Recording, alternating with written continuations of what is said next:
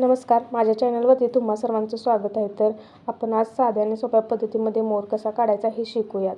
तर यासाठी आपल्याला अगोदर एक पंखाचा आकार देऊन घ्यायचा आहे। ते झाल्यानंतर आपल्याला वरती व्हिडिओमध्ये दाखवल्याप्रमाणे लांबट उभट आकाराचा चेहऱ्याचा आकार देऊन त्याला आपल्याला निमुळत्या अशी मान काढून घ्यायची आहे आणि 2 नंबरची रेष आहे ती रेष आपल्याला खाली निमुळत्या आकाराने ड्रॉ करायची आहे।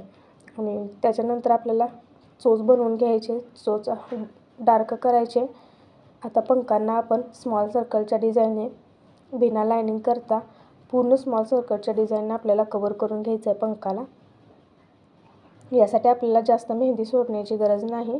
कोण व्यवस्थित होल्ड करता आला तर आपण हे फिनिशिंग सोबत बनवू शकतो। यानंतर आपल्याला खाली पिसारा काढायचा। तर पिसारा काढण्यासाठी आपल्याला इथं कोयरीच्या आकाराच्या पद्धतीचा पिसारा मी काढला आहे, तुम्ही बघू शकता। तर पिसारामध्ये आपल्याला अगदी फेंट लाइनिंगमध्ये हार्ट शेपचे आकार देऊन घ्यायचे आहेत।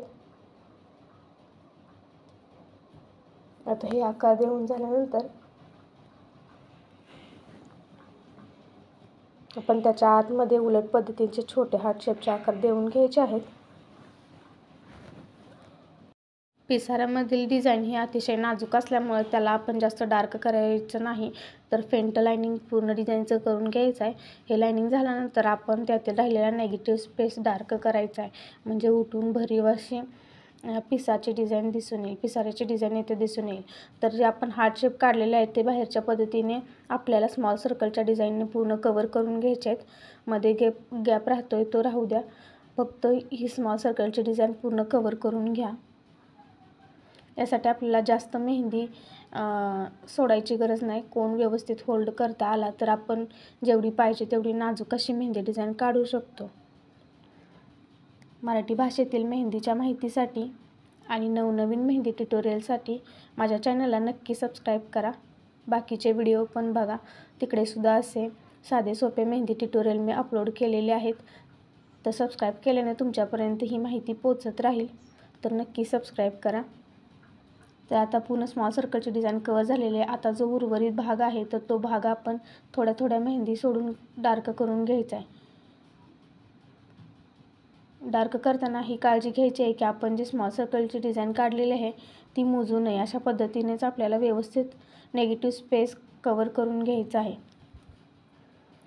खूप नाजूक सुंदर अशा पद्धतीचा पिसाऱ्याचं ट्युटोरियल इथं तयार झालं आहे बघा।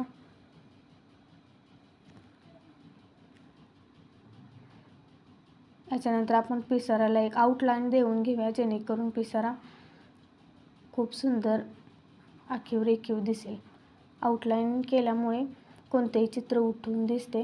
तर आतील पूर्ण आपलं मेहंदीचं काम झालं का त्या डिझाईनला आपण आउटलाईन देणं गरजेचं आहे। यानंतर आपण मोराचा डोळा सोडून राहिलेला इतर भाग आहे तो व्यवस्थित डार्क करून घ्यायचा आहे। डार्क करताना मेहंदी आपल्या मोराच्या दिलेल्या आकाराच्या बाहेर जाऊ नये याची काळजी घ्या।